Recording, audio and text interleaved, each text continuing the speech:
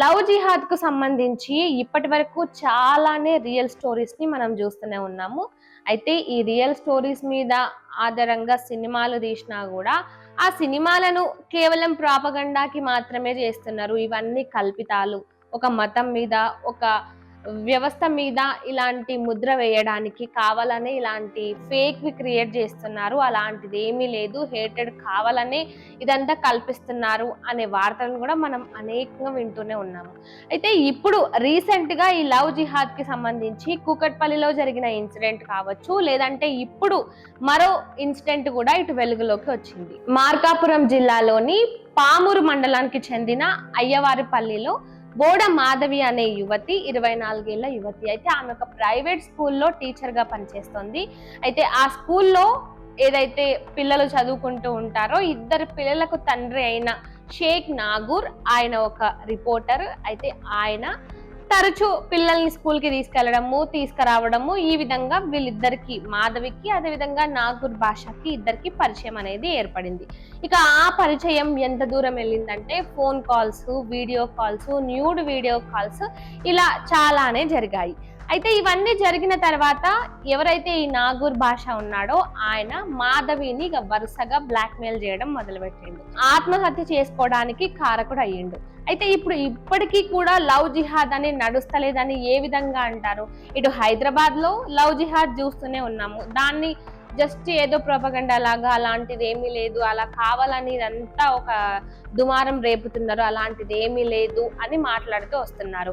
మరి ఈ రోజు ఊర్లల్లో కూడా ఇలాంటి కలుషిత మనస్తత్వంతో, ఇలాంటి కలుషిత గుణాలతో కూడా ఇప్పుడు ఇలాంటివి ఊర్లల్లో కూడా మొదలు పెట్టారు. మరి ఇప్పుడేమంటారు? ఇప్పుడు ఇది లవ్ జిహాద్ కాదా? ఆయనకి ఇద్దరు పిల్లలుండి ఉన్నా అసలు ఆమె అంత చదువుకుని కూడా ఆయన ట్రాప్ లో ఇట్లా పడింది అంటే ఇందులో ఆమె తప్పు ఎంతవరకు ఉంది ఖచ్చితంగా. ఎందుకంటే ఆమె చనువు ఇచ్చి మాట్లాడకుండా ఉండింటే ఇదంతా జరిగేది కాదు.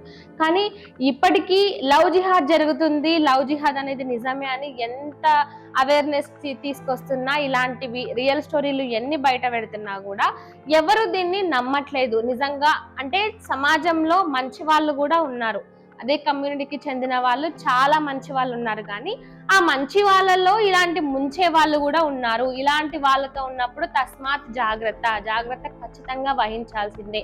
ఎందుకంటే మీదికి ఎంత మంచిగా, ఎంత కలుపుగోలుగా, ఎంత నటించినా కూడా అసలు లోపల ఏముంటుంది అనేది ఎవరికి తెలియదు.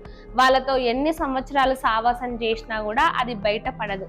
మరి అలా బయటపడనప్పుడు, ఇలాంటివి జరుగుతున్నప్పుడు ఖచ్చితంగా జాగ్రత్తగా ఉండాల్సిన బాధ్యత మనదే. ఎందుకంటే ఇలాంటివి చూస్తూనే ఉన్నాం సమాజంలో, ఇటు హైదరాబాద్ లో కావచ్చు, మిగతా రాష్ట్రాల్లో కావచ్చు, లేదంటే ఇప్పుడు కొత్తగా ఊర్లల్లో కూడా ఇది మొదలైంది, ఈ లవ్ జిహాద్ అనేది.